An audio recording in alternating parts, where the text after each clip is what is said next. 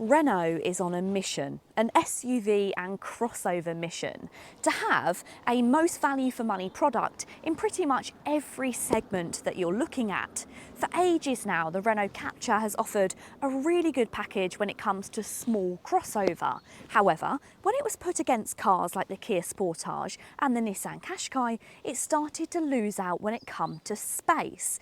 It was not really holding up against those vehicles. Enter this. This is the Renault Symbioz, starting at just under £30,000, and even the highest spec model, which gets all the fancy equipment like a solar-based sunroof, comes in at just under £34,000. Hi guys, my name's Tish and welcome back to the John Banks review channel. In today's video, I'm going to tell you everything about Renault's newest product, the Symbioz, exactly where it sits in the lineup, and I'm going to tell you exactly why this should be considered as your next crossover. So if that sounds good, then please keep watching. And if you like new car reviews and car content, then go ahead and hit the subscribe button. Any questions or queries about the Renault Symbioz, then make sure you click the link down below and chat to one of our sales team. If you think of the Renault Symbioz as a longer version of the Renault Captur, you won't go far wrong. The two cars use the same tried and tested CMF-B platform, though it has been stretched slightly for the Symbioz. They're both powered by Renault's equally familiar E-Tech Hybrid 145 setup. It was designed simultaneously with the new facelifted Renault Captur, and both cars feature that new, sharp, dynamic Renault styling, which was first showcased on the new Renault Scenic E-Tech. You've got these slim headlamps and daytime running lights in the shape of lightning bolts. You'll also get this heavily sculpted front grille and a very sculpted bonnet as well, of course not forgetting that massive Renault badge. Both cars look very stylish and modern, but they're not just a copy and paste. They each get their own design signatures. The Symbioz boasts a unique and more styled rear end, complete with 3D ice cube taillights and a roof spoiler. Additionally, you get 18-inch and 19-inch alloy wheel designs, which are unique to the Symbioz, as well as choosing between 7 different paint colours. But now let's check out the interior. Inside of here, you'll find a really comfortable and spacious cabin, which feels super intuitively laid out.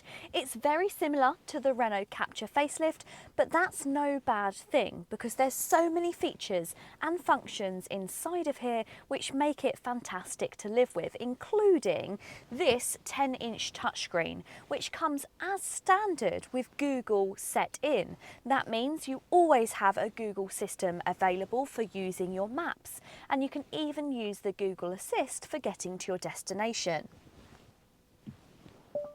Get me directions to Renault Ipswich. John Banks Renault Ipswich is 35 minutes from your location by car in light traffic.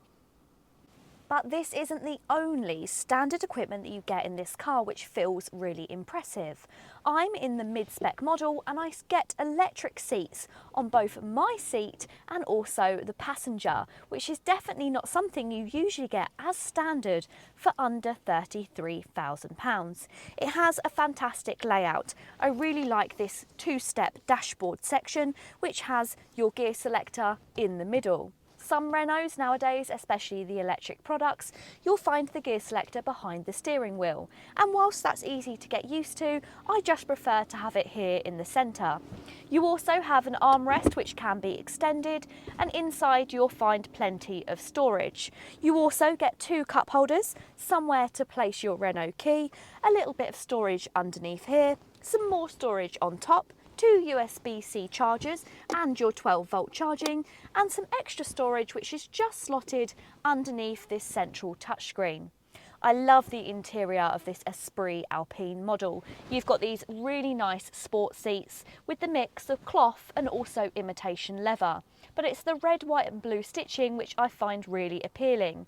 You've got a little flag just there on the seat, but you'll also find that stitching on the steering wheel and also in places on the dashboard. It all just feels very modern and fresh, but also still rather sporty.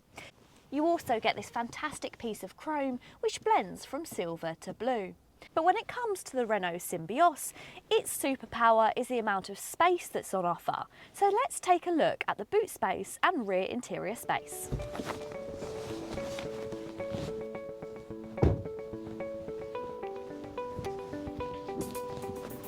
Just like the all-straw, the Symbioz has a sliding rear bench, and that means the rear space is customisable.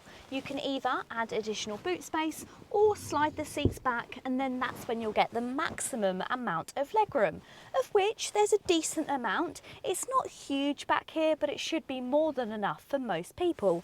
I've got a good level of legroom in my seating position, and I've also got a good amount of headroom as well.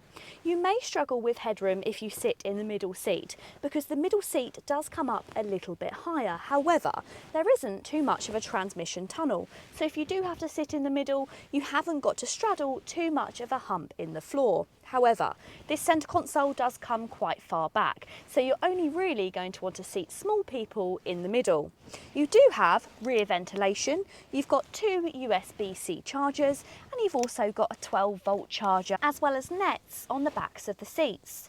You also have zips to cover up your ISOFIX fitments, which I think's great as it keeps everything neat and tidy without getting crumbs inside of those when it's not being used. The only slight negative is the lack of cup holders. There's some storage inside of the doors, but there isn't a central armrest that comes down with any cup holders. Now let's go ahead and check out the boot space. Because of the really practical shape of the Symbioz, that gives you a really decent amount of boot room. Inside of this boot, you will find just under 500 litres. You'll find 492. Now that's just 12 litres off of the Nissan Qashqai. As you can see, you also get an electric boot, which many of its rivals don't. And you also get a really practical adjustable boot floor. This means the load area is completely flat for loading in items like heavy suitcases. You'll also be able to drop it down a bit further if you want an additional amount of space. And don't forget, you can also bring those rear seats forward if you need even more boot room. Now I think the last thing to do is take it for a spin.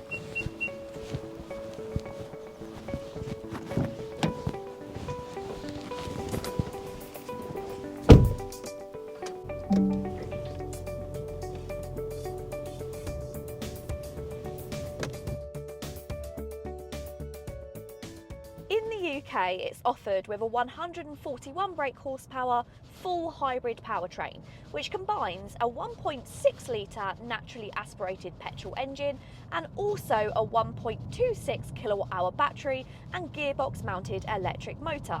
In total, it produces 141 brake horsepower and 184 pound-feet of torque, with a top speed of 106 miles per hour and a 0 to 62 time of 10.6 seconds. Renault wanted to not only knock the Qashqai off of its perch for price, but also efficiency too.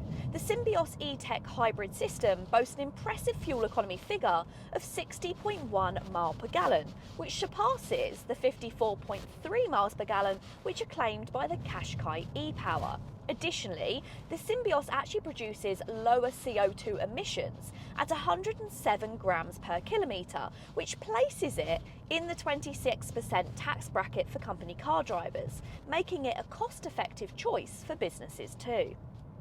The Symbioz excels in urban environments. It feels as though you're operating an electric vehicle due to the minimal engagement from the petrol engine. The B mode enhances regenerative braking. It works by slowing the car whenever the accelerator is released, and this maintains the battery's charge.